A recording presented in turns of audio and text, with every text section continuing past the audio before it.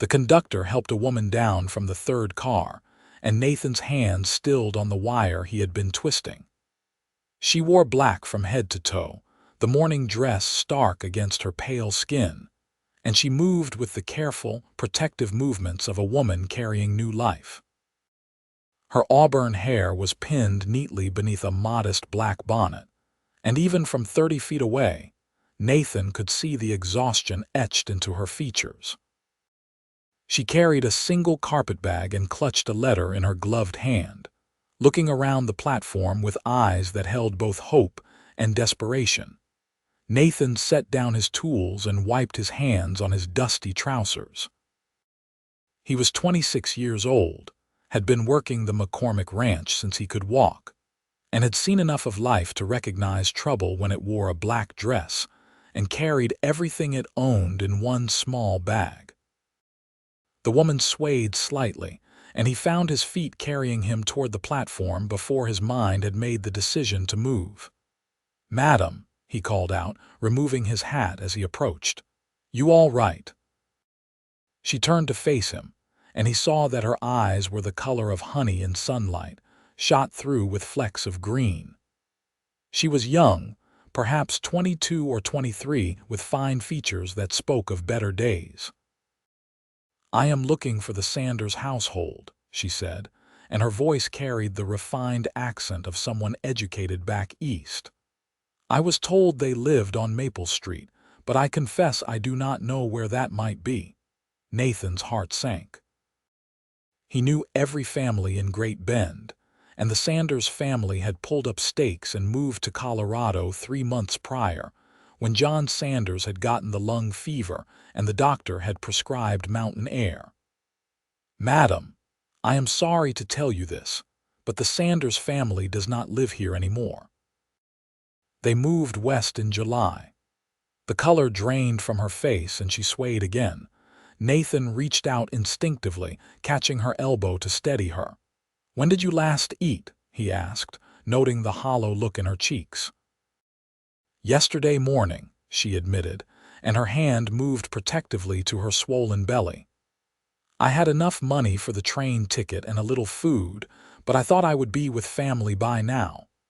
"The Sanders were family to you, my late husband's aunt and uncle," she said. "My husband, Thomas Vaughn, died 4 months ago in a factory accident in Pennsylvania.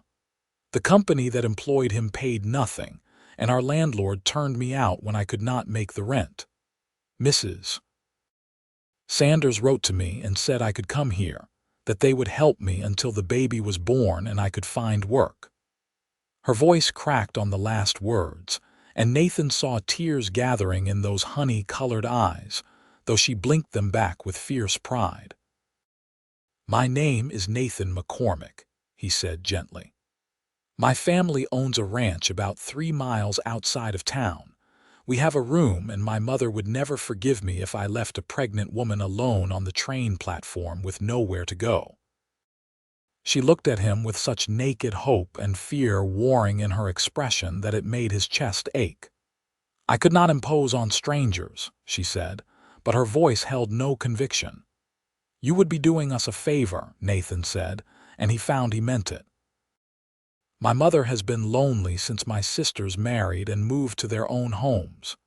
She would be grateful for the company, and we could use help with the lighter work around the ranch. Nothing strenuous," he added quickly, seeing her glance down at her condition. "Just mending, cooking, things like that. We would pay you fair wages, and you would have a safe place to have your baby when the time comes." "I do not even know you," she whispered, but he could see her resolve weakening.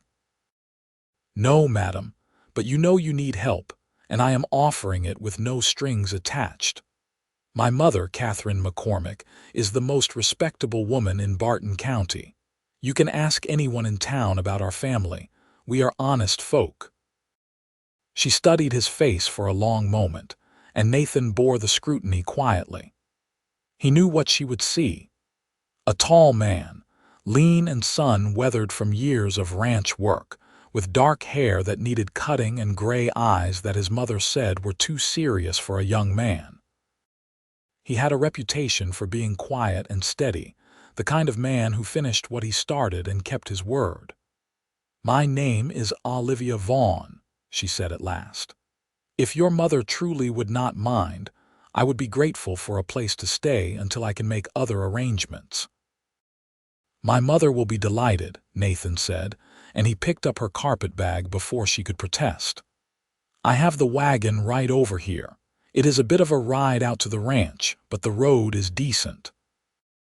He helped her up onto the wagon seat, noting how light she was despite her pregnancy, and how her hands trembled as she arranged her skirts. He climbed up beside her and clicked his tongue at the two horses, guiding them away from the depot and through the dusty streets of Great Bend. The town had grown considerably since the railroad arrived, transforming from a rough frontier settlement into a proper community with churches, schools, a bank, and even a small opera house. Nathan pointed out the various buildings as they passed, keeping up a steady stream of conversation to put her at ease. She listened quietly, occasionally asking a question, and gradually some of the tension left her shoulders. "How far along are you?" Nathan asked as they left the town behind and headed into the open prairie. 7 months, Olivia said. "The baby should come in December. My mother delivered all 4 of her children, plus she has helped with half the births in the county. You will be in good hands.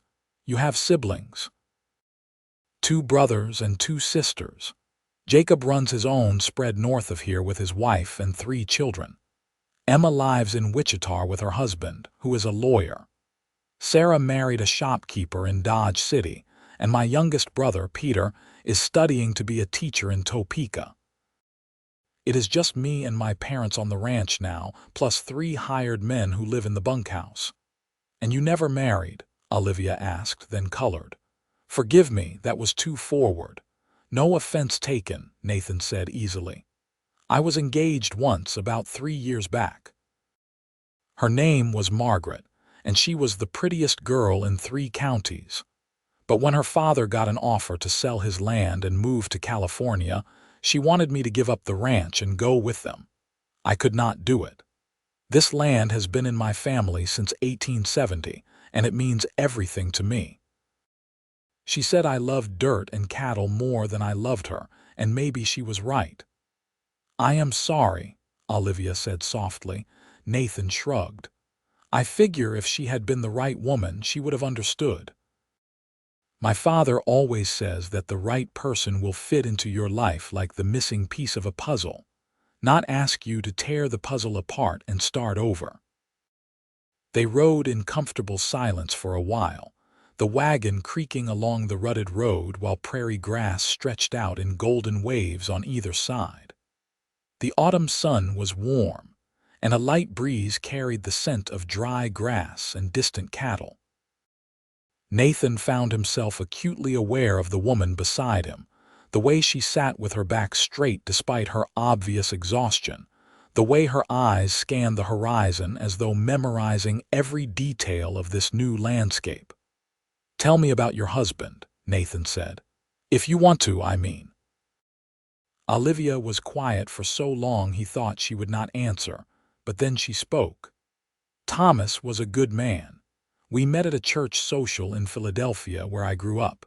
My father was a school teacher, and Thomas worked as a foreman at a textile mill. He had ambitions to own his own business someday. We married 2 years ago, and everything was fine at first.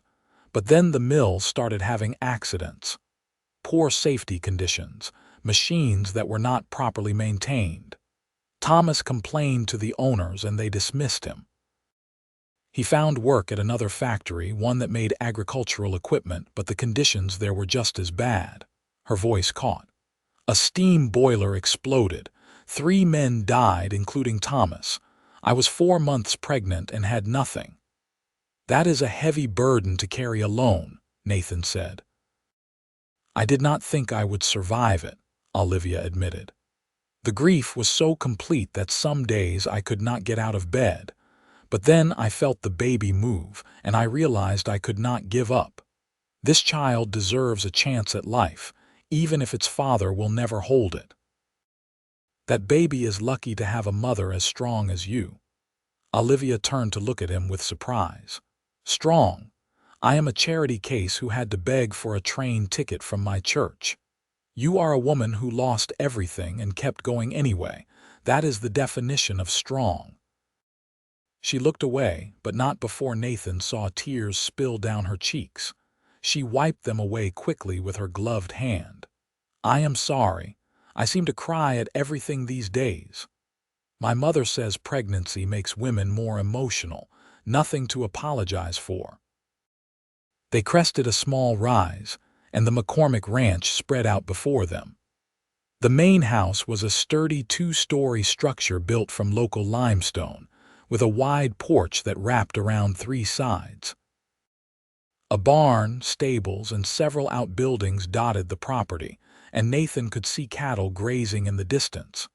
It was not the biggest ranch in Kansas, but it was prosperous and well-maintained, a testament to years of hard work.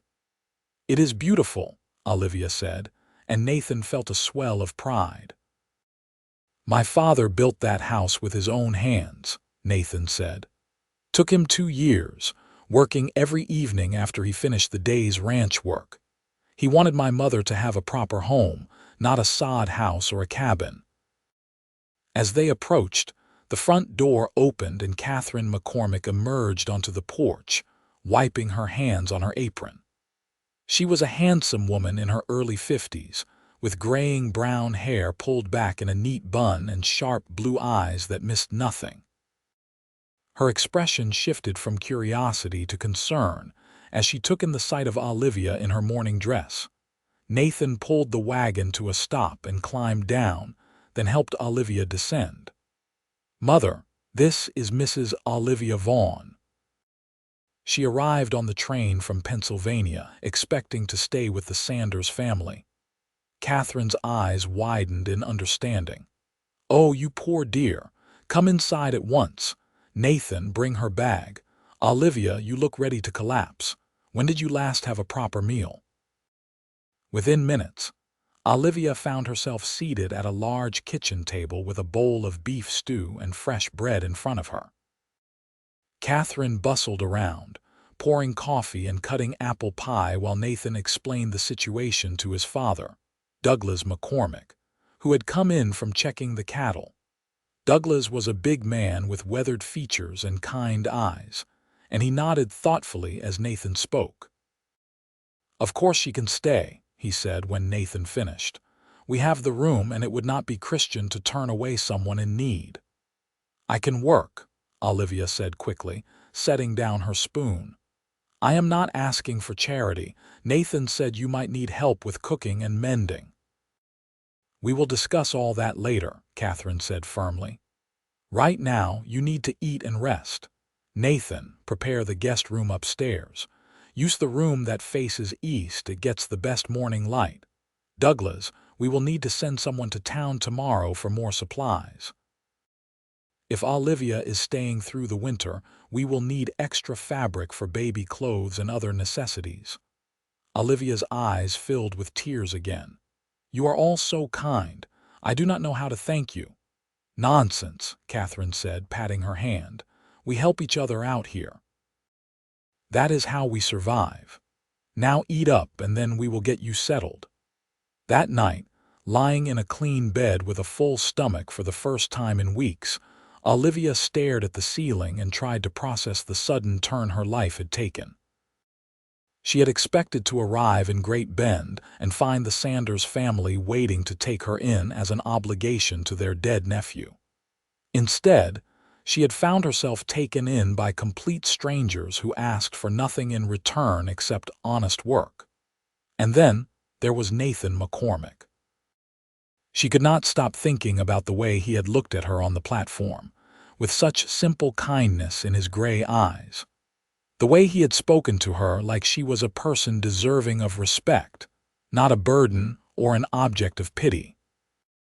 She had not felt that way since Thomas died, and it stirred something in her chest that felt dangerously close to hope. Over the following weeks, Olivia settled into life at the McCormick ranch. She rose early each morning and helped Catherine with the cooking, preparing meals for the family and the 3 ranch hands who lived in the bunkhouse. She mended shirts and socks, helped preserve the last of the autumn vegetables, and slowly regained the weight she had lost during her time of grief and poverty. Nathan found excuses to be near the house more often than usual. He would come in for coffee mid-morning, sitting at the kitchen table and talking with Olivia while she kneaded bread. He brought her things from town, a book of poetry he thought she might enjoy, ribbons for her hair, once a small music box that played a tinkling melody when wound. "You do not need to bring me gifts," Olivia protested, though her eyes lit up each time he presented her with something new. "I like seeing you smile," Nathan said simply, and the honesty in his voice made her heart flutter in a way she had thought impossible after Thomas's death. They took walks together in the afternoon when the weather was mild, Nathan shortening his long stride to match her slower pace. He told her stories about growing up on the ranch, about learning to ride before he could read, about the year the Arkansas River flooded and they had to move all the cattle to higher ground. She told him about Philadelphia, about her childhood spent reading in her father's library, about the dreams she had once had of becoming a teacher herself. "You still could," Nathan said. "Great Bend is growing. They will need more teachers soon." "Not an unmarried woman with a child," Olivia said. "I am practical enough to know that. Then you could teach private lessons. Piano, literature, whatever you want. There are families here who would pay good money for that kind of education for their children." The way he spoke, with such confidence in her abilities, made her believe it might actually be possible. Thomas had loved her, she knew that, but he had never really understood her desire for something more than keeping house. Nathan seemed to understand instinctively that she was a woman with her own dreams and ambitions, and he encouraged them rather than dismissing them. Catherine watched the growing bond between her son and their guest with satisfaction. She had worried about Nathan after Margaret left, feared that he had closed himself off from the possibility of love. But she could see the way he looked at Olivia, the way his whole face softened when she entered a room. And Olivia, poor dear, was clearly developing feelings for Nathan despite her attempts to hide them behind propriety and the shield of her mourning. One evening in late November, with the first snow of the season dusting the prairie, Catherine sat with Olivia in the parlor while the men played checkers near the fireplace. "You care for him," Catherine said quietly, her knitting needles clicking steadily.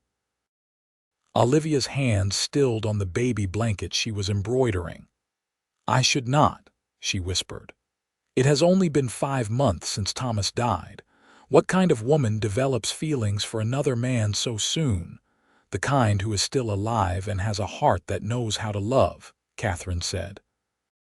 "My dear, you honored your husband by grieving him, but you have to live, and so does that baby. Nathan is a good man, the best I know. He would be a wonderful father. He deserves better than a pregnant widow with nothing to her name. He deserves a woman who understands the value of this land and this life, who will stand beside him through hard times as well as good. He deserves someone with courage and strength and kindness. In short, he deserves you." Olivia looked across the room to where Nathan sat, his head bent over the checkerboard, and found him looking back at her. Their eyes met, and something passed between them, something warm and powerful and inevitable. Nathan's lips curved into a small smile, and Olivia felt her own mouth answering before she could stop it. The first week of December brought a cold snap that froze the water troughs and forced everyone to huddle closer to the fires.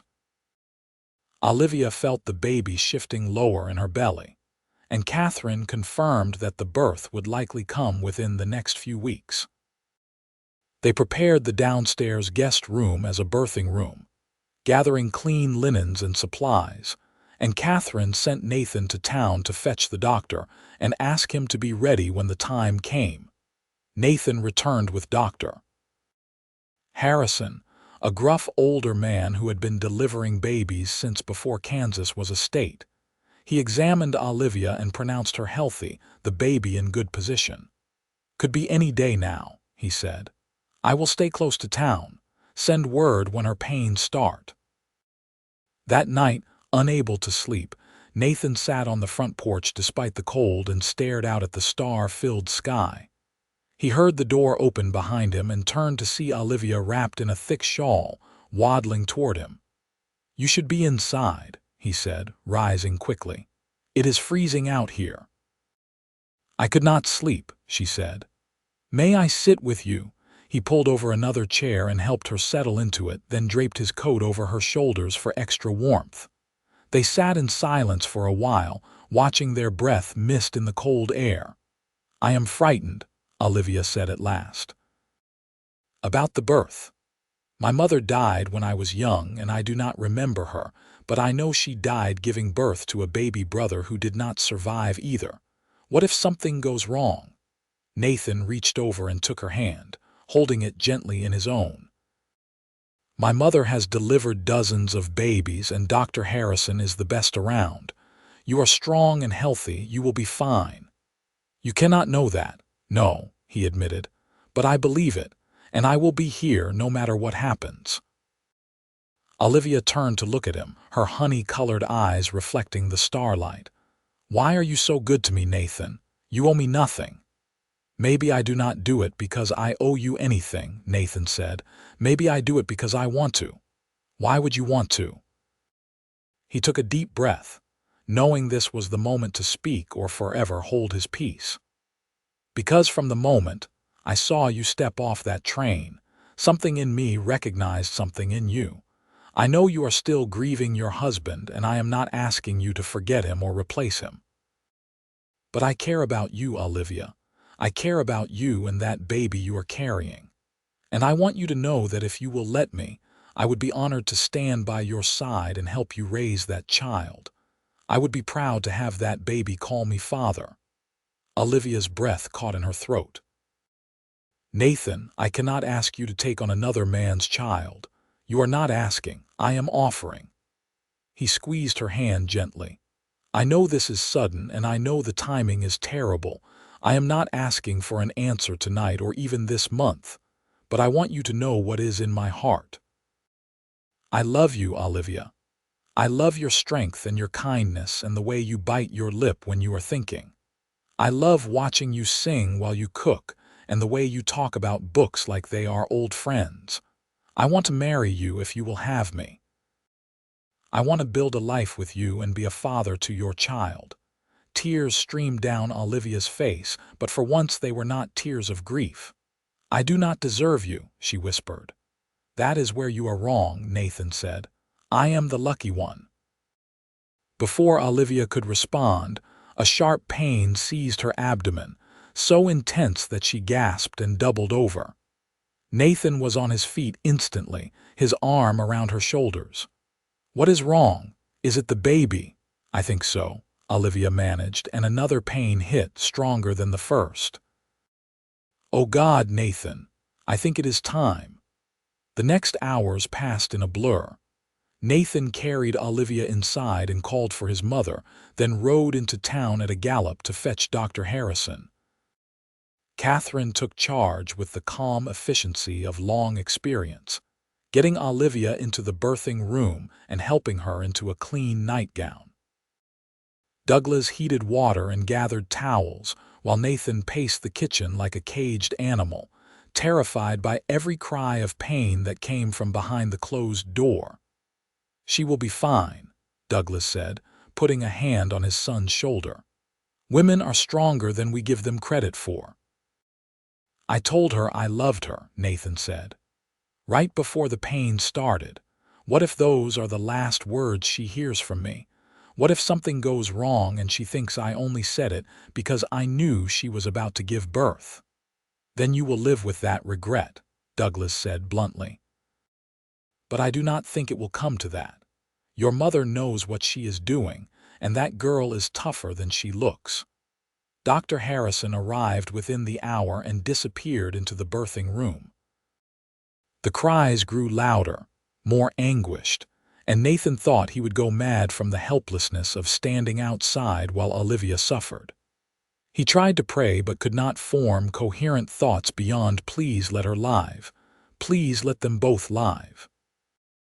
Dawn was breaking over the prairie when a new sound joined the cacophony, the thin, reedy wail of a newborn baby. Nathan's heart stopped, then raced. The crying continued, strong and insistent, and after what felt like an eternity, the door opened and Catherine emerged, tired but smiling. "You have a healthy baby boy," she said. 8 pounds if he is an ounce. And Olivia is fine, just exhausted. She is asking for you."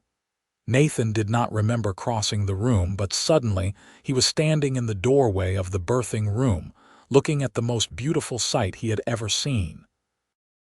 Olivia lay propped up on pillows, her auburn hair damp with sweat and her face pale with exhaustion, but her eyes were radiant as she gazed down at the tiny bundle in her arms. "Come meet him," she said softly. Nathan approached slowly, reverently, and looked down at the baby.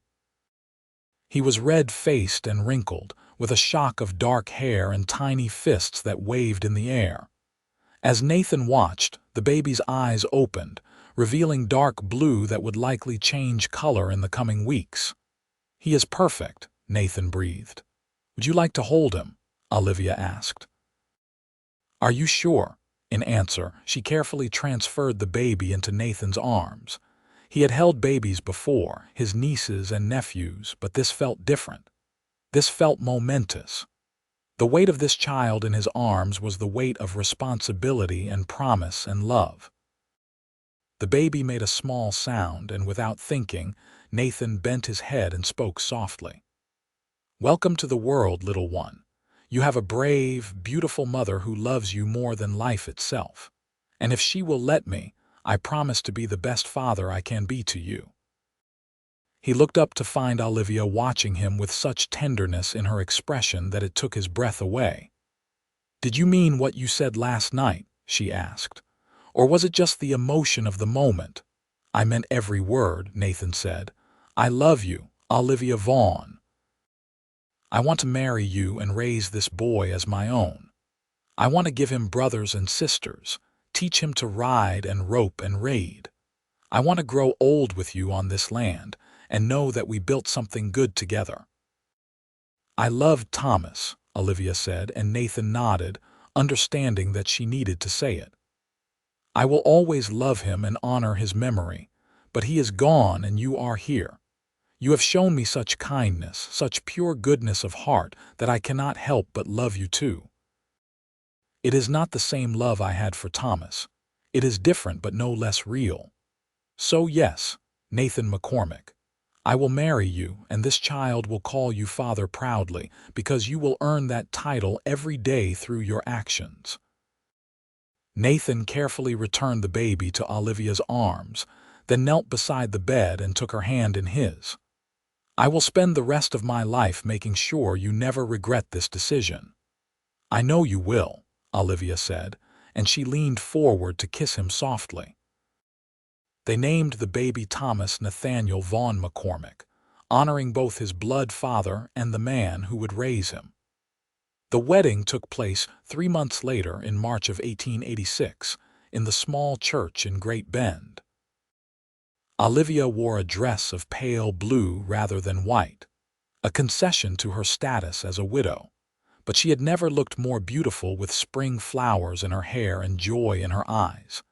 Nathan's siblings all came for the ceremony, bringing their own children to meet their new cousin and aunt.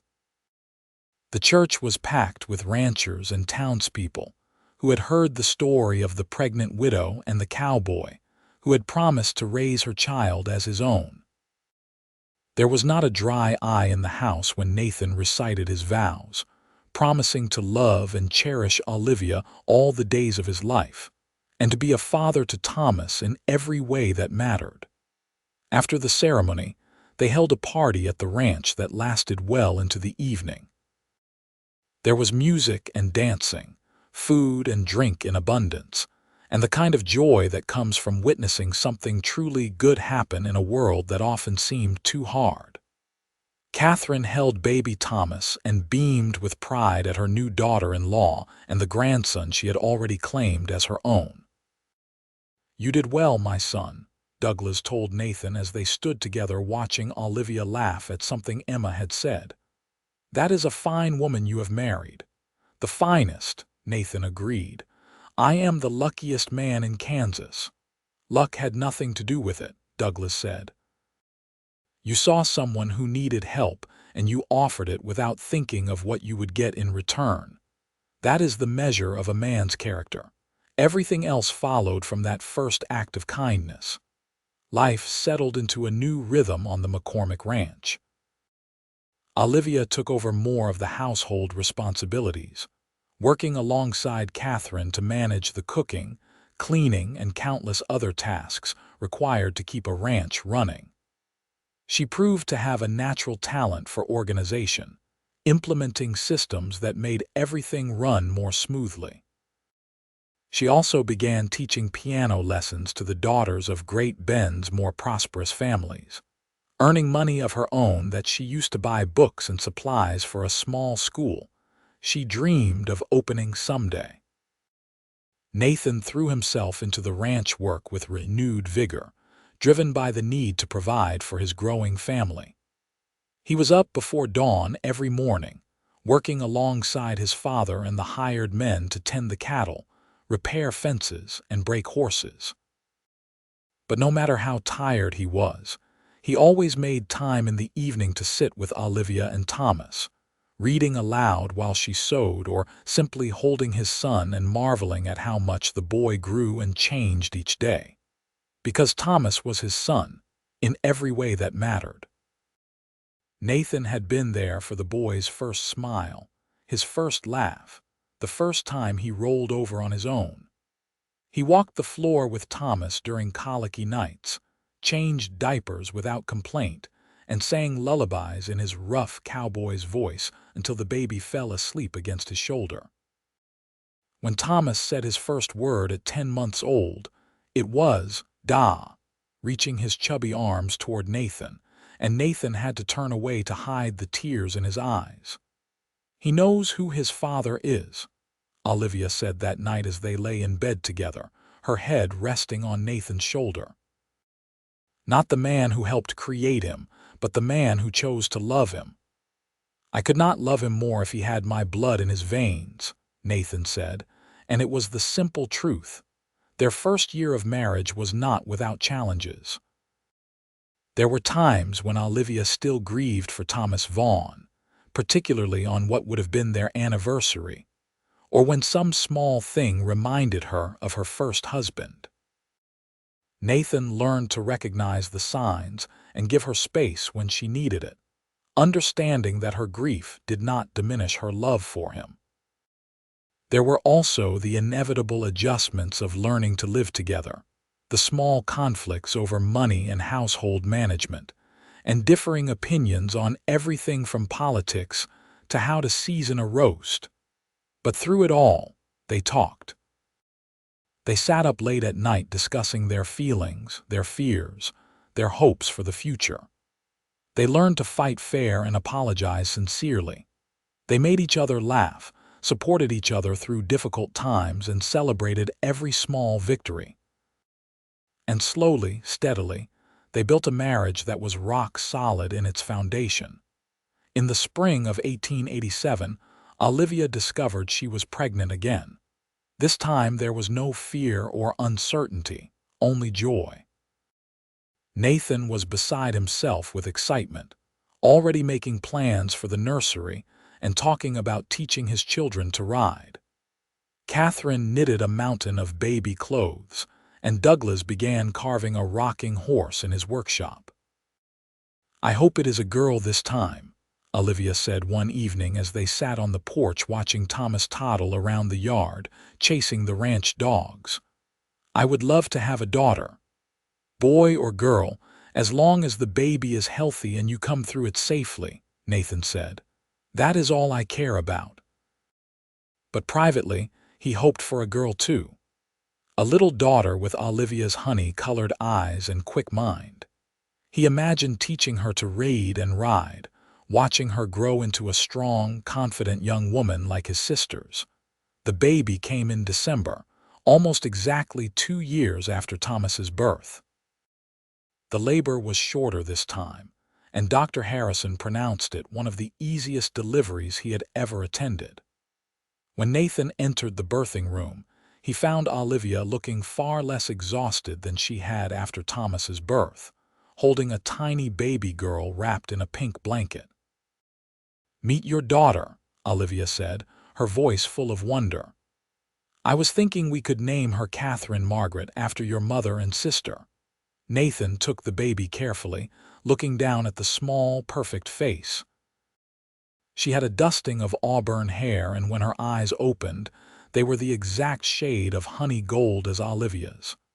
"Catherine Margaret McCormick," he said. "It is perfect. She is perfect." Young Thomas, now 2 years old, was brought in to meet his baby sister.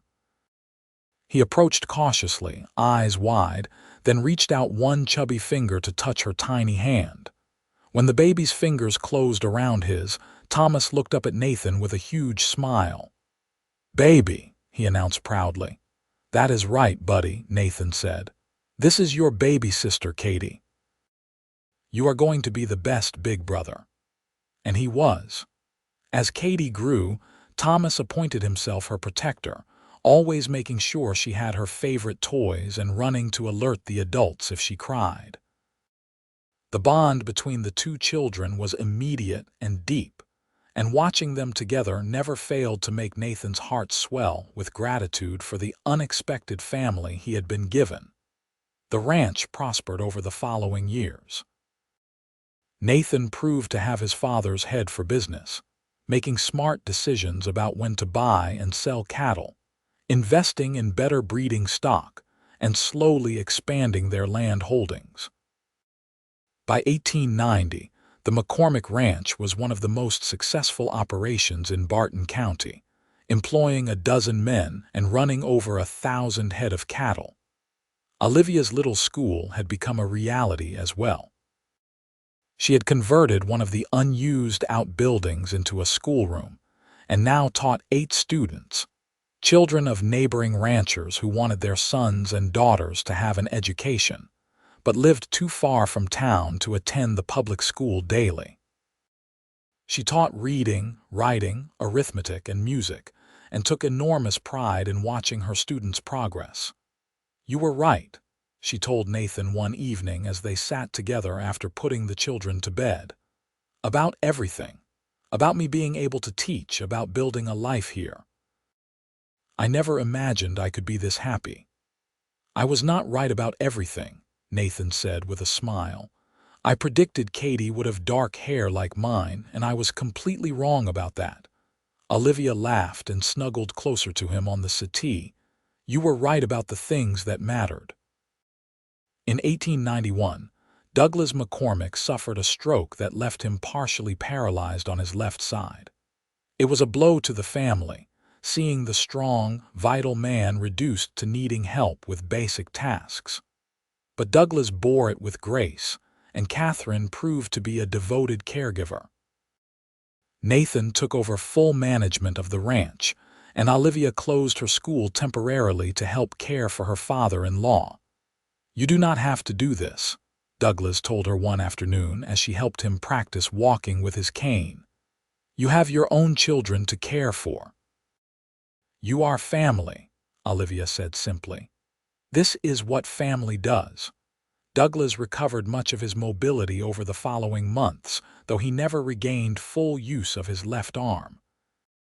But he could walk again, could ride a horse with assistance, and most importantly, could sit on the porch and watch his grandchildren play. He told Nathan more than once that Olivia had been a blessing to their family in ways he could never have anticipated. Thomas grew into a bright, curious boy who loved books as much as ranch work. At 7 years old, he could already read at a level far beyond his age, devouring every book in the house and begging for more. He also showed a natural talent with horses, able to calm even the most skittish animals with his gentle manner. Nathan taught him to rope and ride, to track game and read the weather in the clouds, and took pride in every skill the boy mastered. "He has the best of both his fathers," Olivia observed one day as they watched Thomas help one of the ranch hands gentle a new colt. "Thomas Vaughn's intelligence and your steadiness. He is just himself," Nathan said, "and that is more than enough."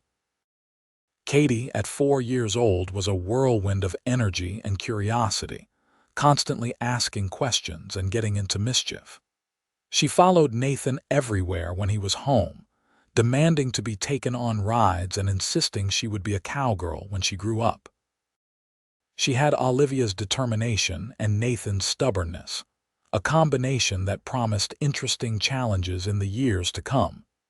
In 1893, Olivia found herself pregnant for the third time, though this pregnancy was more difficult than the previous two. She was often tired and sick, and Dr. Harrison prescribed bed rest for the final 2 months. Nathan was beside himself with worry, remembering Olivia's fear that she would die in childbirth like her mother.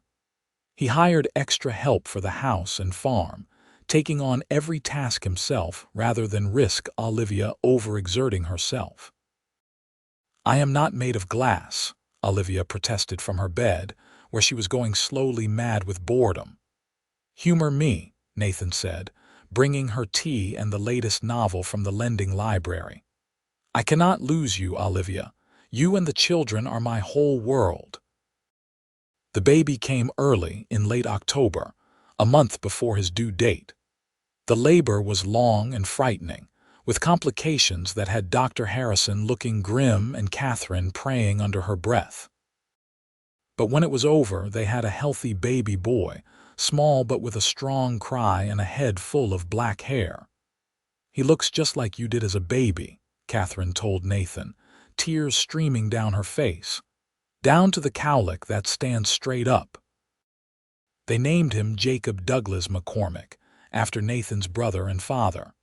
Young Jacob proved to be a fighter from the start, overcoming his early birth to grow strong and healthy. Olivia recovered slowly from the difficult birth, and Dr. Harrison told them quietly that she should not have any more children, that another pregnancy might kill her. It was hard news to receive, but Nathan and Olivia both agreed that they had been blessed with 3 beautiful children, and they would focus on raising them well, rather than mourning the children they would never have. They took precautions to prevent future pregnancies, and if there were moments when Olivia felt a pang seeing other women with new babies, she reminded herself of everything she had and felt grateful beyond measure. The years rolled on, bringing both joys and sorrows. In 1895, Catherine McCormick died peacefully in her sleep at the age of 62. The whole family grieved the loss of the matriarch who had held them all together, but they took comfort in knowing she had lived a full life and died surrounded by love. Douglas followed her 2 years later, and Nathan wept at his father's graveside, feeling the weight of being the head of the family settle fully onto his shoulders. But there were triumphs too. Thomas at 12 won a scholarship to a prestigious boarding school in the East, excelling in his studies and making his parents proud. Katie grew into a beautiful young woman who could outride most of the ranch hands and had the business sense that Nathan said would make her a wealthy woman someday. Jacob was a happy, affectionate child who loved everyone he met and seemed to have been born without fear, giving his parents constant heart attacks with his daredevil stunts. Through it all, Nathan and Olivia's love deepened and matured. The passionate romance of their early years mellowed into something more profound. A partnership built on mutual respect, shared values, and unwavering commitment. They still held hands when they walked, still stole kisses in the kitchen when the children were not looking, still talked late into the night about everything and nothing. On a cold December evening in 1900, 15 years after that fateful day when Olivia had stepped off the train in Great Bend, the family gathered to celebrate Thomas's 15th birthday and the anniversary of the day he had been born. Thomas was home from school for the winter holiday, tall and handsome at 15, with his mother's intelligence shining in his eyes and his father's quiet strength in his bearing. After dinner, as they sat around the parlor with the fire crackling merrily, Thomas stood up and cleared his throat. "I have something I want to say," he announced, his voice cracking slightly with adolescent uncertainty. "Mother, Father, Katie, Jacob, I want to thank you all for this life you have given me. I know my story did not start the way most people's do. I know I had another father, a man I will never know but who I am told was a good man. But the father I have, the one who has been there for every important moment of my life, is the best father any boy could ask for." He turned to Nathan, his eyes suspiciously bright. "You did not have to love me. You did not have to claim me as your son or give me your name. But you did, and you have never once made me feel like anything other than your true child. So I want to say, officially and in front of everyone, that I am proud to be Thomas McCormick. I am proud to call you father.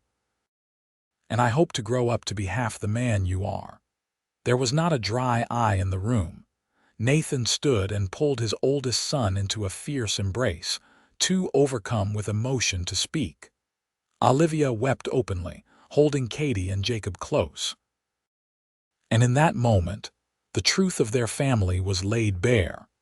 They were not bound by blood but by choice, by love that was given freely and received gratefully, by a commitment that had weathered every storm. Later that night, after the children had gone to bed and the house was quiet, Nathan and Olivia stood on the porch looking out at the snow-covered prairie. The night was clear and cold, stars scattered across the black velvet sky like diamonds. "Do you ever think about that day at the train station?" Olivia asked, leaning against Nathan's solid warmth. "How different everything might have been." "Every day," Nathan admitted. "If I had not looked up at that exact moment, if you had arrived a week earlier or later, if I had not offered to help, so many things had to align perfectly for us to find each other. My grandmother used to say that fate has a way of bringing people together who are meant to be," Olivia said. "I did not believe her when I was young. I thought we made our own destinies. But after everything that has happened, I am not so sure. Maybe we were always meant to find each other one way or another." "I do not know about fate," Nathan said, pulling her closer. "But I know that meeting you, loving you, raising our children together has been the greatest privilege of my life. You taught me that family is not just about blood. It is about showing up every day and choosing love, even when it is hard. Especially when it is hard." "You taught me that too," Olivia said. "You taught me that it is possible to love again after loss, that opening your heart to new possibilities does not mean betraying the past. You saved me, Nathan. You and your parents saved my life and gave me and Thomas a future we never would have had otherwise." "We saved each other," Nathan corrected gently. "You gave me purpose, a reason to be the best version of myself. You made this ranch into a home instead of just a place where I worked. Our children, all three of them, have given my life meaning beyond anything I imagined possible." They stood together in comfortable silence, watching the stars and thinking about the unlikely journey that had brought them to this moment. Olivia thought about the terrified pregnant widow who had stepped off the train 15 years ago, alone and desperate. She thought about Thomas Vaughn, the husband she had loved and lost, and silently thanked him for giving her the son who had become the bridge to her new life. She thought about the future stretching ahead, full of possibility and promise. Nathan thought about the choices that had shaped his life. The decision to look up at the train platform, to offer help to a stranger, to open his heart to love again after Margaret. He thought about the vows he had made, to Olivia and to her unborn child, and felt proud that he had kept every single one of them. He thought about his children growing up, about grandchildren he might someday hold, about the legacy he would leave behind. "We did good, did we not?" Olivia asked softly. "We did better than good," Nathan said. "We built something real and lasting. Whatever else happens, we have that." The wind picked up, whistling across the prairie and making Olivia shiver despite her heavy shawl. Nathan put his arm around her shoulders and guided her toward the door. "Come on, let us go inside before you catch cold." As they stepped into the warm house, Olivia looked back once at the dark expanse of the prairie, the land that had become her home. Somewhere out there, beyond the horizon, was the life she might have had if things had gone differently. But this was the life she had chosen, or that had chosen her, and she would not trade it for anything. In the morning, they would wake early as always. Nathan would ride out to check the cattle while Olivia made breakfast for the family. Thomas would read by the fire. Katie would argue about having to practice her piano, and Jacob would get into some kind of mischief that would require intervention. It would be an ordinary day, full of the small joys and frustrations of family life. But for now they climbed the stairs together, fingers intertwined, and prepared for bed. As Nathan blew out the lamp and pulled Olivia close, she felt the solid reality of his presence beside her and gave thanks, as she did every night, for the cowboy who had knelt before a pregnant widow and promised that her child would call him father proudly. It was a promise he had kept every day for 15 years, and would continue keeping for all the years to come. And in keeping that promise, he had given them all something more precious than gold. A family bound not by obligation but by love, a home built on the foundation of kindness and commitment, and a future bright with hope. Outside, the wind whispered across the Kansas prairie, carrying with it the stories of all those who had come before and all those who would come after. The McCormick ranch stood solid against the winter night, lights burning warm in the windows, smoke curling from the chimney. Inside, a family slept peacefully, secure in the knowledge that they belonged to each other and to this place. The train that had brought a pregnant widow to Great Bend 15 years ago had long since continued on its journey, carrying other passengers to other destinations. But the ripples from that single moment when Nathan had looked up and seen Olivia standing on the platform continued to spread outward, touching everyone in their orbit. The ranch hands who worked for the McCormicks saw how Nathan treated his family and learned that true strength lay in gentleness, that real manhood meant keeping your promises and honoring your commitments. The students Olivia taught learned that intelligence and ambition were gifts to be celebrated, that a woman could be both a loving mother and a respected teacher. The community of Great Bend saw the McCormick family and understood that love came in many forms, that families could be built on choice as much as blood. Thomas McCormick would go on to become a teacher himself, eventually running a school in Wichita, where he would teach hundreds of children over his long career. He would marry a kind woman named Elizabeth and have 4 children of his own, raising them with the same patient love that Nathan had shown him. He would tell his children and grandchildren the story of how his father had knelt before his pregnant mother and promised to raise him proudly. And the story would become part of the family legend, passed down through generations as an example of what love could accomplish. Katie McCormick would prove to be as strong-willed and capable as her parents had predicted. She would take over management of the ranch when Nathan retired, running it with an iron fist in a velvet glove, and proving that a woman could be just as successful as any man at ranching. She would never marry, claiming she was too busy and too independent to need a husband, and would instead pour all her considerable energy into building the McCormick Ranch into one of the largest and most prosperous operations in Kansas. Jacob McCormick would become a doctor, driven by memories of the grandfather who had suffered a stroke and the mother who had nearly died giving birth to him. He would practice medicine in Great Bend for 40 years, delivering babies and treating the sick, earning a reputation as a physician who cared more about his patients than his fees. He would marry late, at 35, to a nurse named Margaret who shared his calling, and together they would raise 2 daughters and a son. But all of that was still in the future, unwritten and unknown as Nathan and Olivia drifted off to sleep in each other's arms. In that moment, they were simply a man and a woman who had found each other against all odds, who had built a life together out of heartbreak and hope, who had proven that sometimes the greatest love stories are the ones that begin with a simple act of kindness. The snow continued to fall softly outside, blanketing the prairie in white, covering the paths and roads and erasing the boundaries between one property and another. By morning, the world would look fresh and new, full of possibility. But the foundation of the McCormick family would remain solid and strong, built to weather any storm that might come.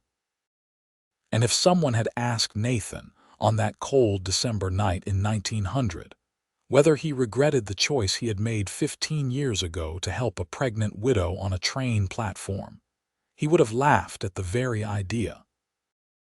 That choice had given him everything: a wife he adored, children who brought him joy, a purpose beyond himself, and a love that had transformed him from a lonely cowboy into a man who understood what it meant to truly live. The train had brought a pregnant widow to Great Bend, Kansas, on an October afternoon in 1885. A cowboy had knelt and said that her child would call him father proudly. And in the years that followed, that simple promise had blossomed into a love story that would echo through generations, a testament to the power of kindness, the strength of commitment, and the enduring truth that family is not just something you are born into, but something you build with your choices, day after day, year after year, until the end of your days.